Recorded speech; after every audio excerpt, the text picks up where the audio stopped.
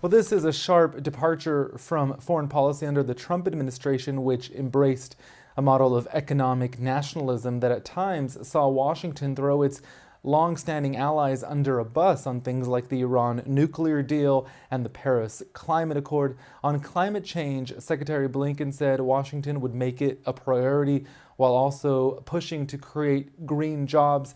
He talked about addressing the issues causing migration in places like Central and South America, saying that the U.S., though, would not turn its back on the needy. He stressed the importance of a global approach to dealing with COVID-19 and health security. We're talking about the return, of course, to the World Health Organization, but also cooperating with global leaders on health causes. He talked about an inclusive global economy, one that likely includes multilateral deals. Under Trump, we saw a departure from those in favor of direct bilateral agreements, doing this while fighting for American jobs. He said that the Biden administration would push for diplomacy and that military intervention would be a last resort, but stressed that Washington's goal was to, quote, renew democracy. Shoring up our democracy is a foreign policy imperative. Otherwise, we play right into the hands of adversaries and competitors like Russia and China, who seize every opportunity to sow doubts about the strength of our democracy. We shouldn't be making their jobs easier.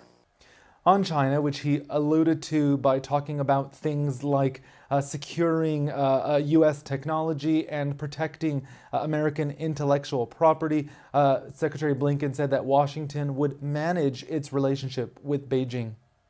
Our relationship with China will be competitive when it should be, collaborative when it can be, and adversarial when it must be.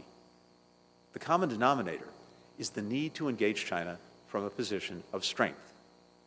That requires working with allies and partners, not denigrating them, because our combined weight is much harder for China to ignore.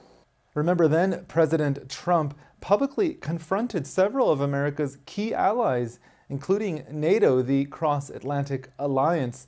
Secretary Blinken said the Biden administration would work hard to revitalize those relationships. Roby Rettenberg, CGTN in Washington.